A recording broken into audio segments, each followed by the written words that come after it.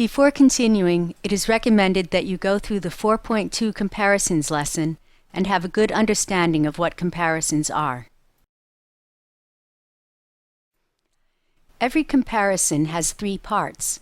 This is true whether or not the comparison is being used figuratively. It is also true whether or not the comparison has the words like, as, or than. It is also true whether or not all of these parts are stated. The three parts of a comparison are topic, illustration, and points of similarity. The topic is what is being talked about. The illustration is the thing the topic is being compared to. We can also call it the image. The point or points of similarity describes what the topic and illustration have in common. There may be one or more points of similarity. Let us look at the parts of a simile in English. My grandfather is still strong as an ox. Remember, the three parts we are looking for are topic, illustration, and points of similarity. In this sentence, the topic is my grandfather. That is who is being talked about. The illustration is an ox. That is what my grandfather is being compared to. The point of similarity is that they are both strong. In this sentence, all three parts are stated explicitly, or said in a clear and direct way. It is easy to find the topic, illustration, and the point of similarity. The writer wants you to know that just as an ox is very strong and can pull heavy loads, their grandfather is very strong and can do hard work.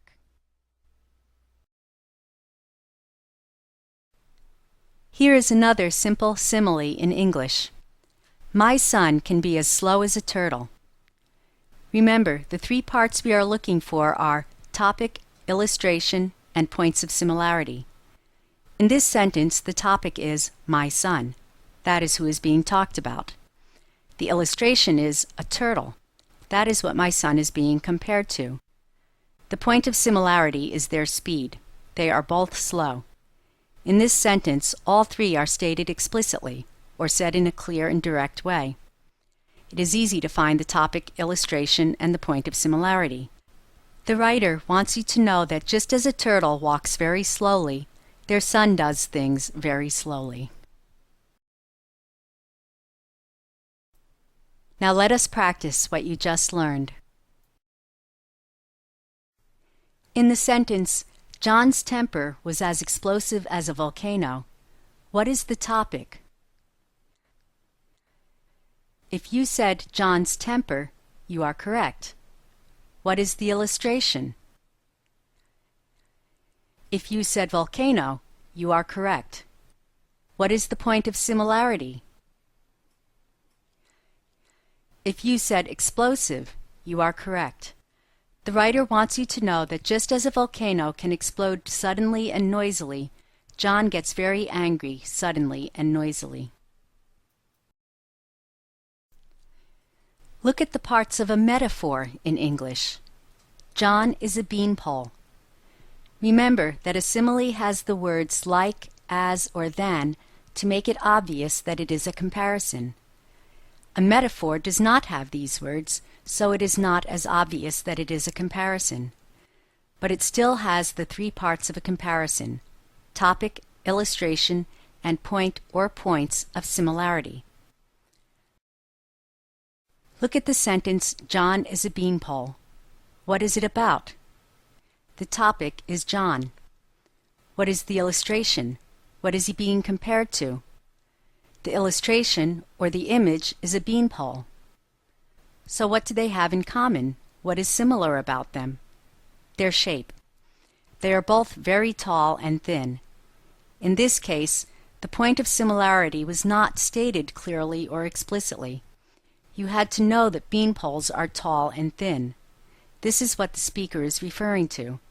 The speaker is not concerned with what the beanpole is made of, or that it is meant to be stuck in the ground, or meant to support bean plants. Rather, he wants you to see the image of being tall and thin.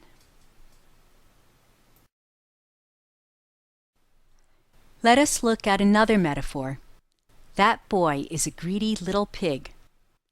Though the sentence does not have the words like, as, or than, it compares the boy to a pig. We understand that the boy is not really an animal with 4 legs. The boy is being compared to a greedy pig. The word greedy helps us understand something about the boy and the pig. It is the point of similarity. This metaphor means that just as a pig gobbles up all its food without caring about the pigs around it, the boy is greedy and tries to take as much as he can without caring about others.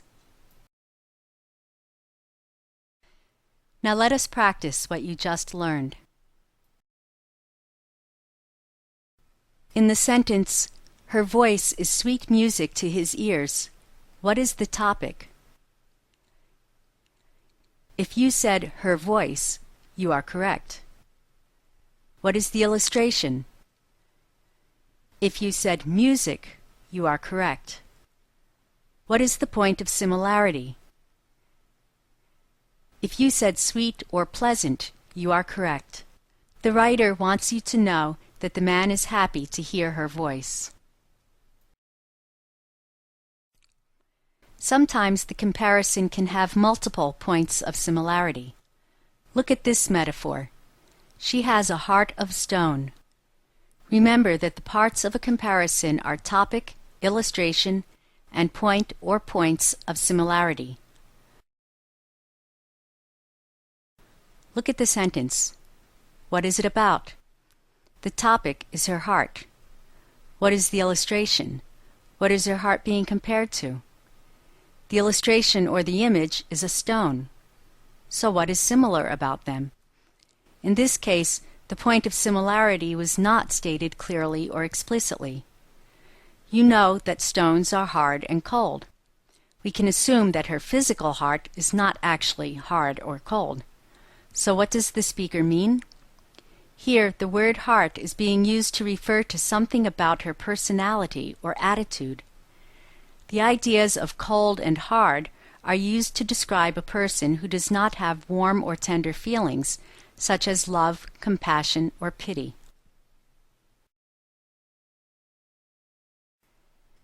Look at this simile that has multiple points of similarity. He moves like a wild stag. The topic is he, or how he moves. The illustration is a wild stag.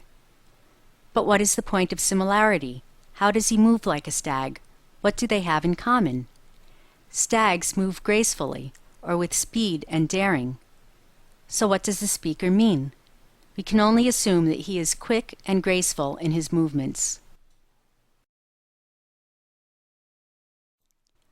Now let us practice what you just learned. In the sentence, "The thunder was a mighty lion," what is the topic? If you said thunder, you are correct. What is the illustration? If you said mighty lion, you are correct.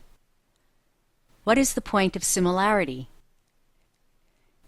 If you said loud or scary, you are correct. The writer wants you to know that the thunder was loud and scary. You did it! Congratulations! You have completed 3 parts of a comparison and are on your way to understanding how to identify English similes and metaphors. Good job!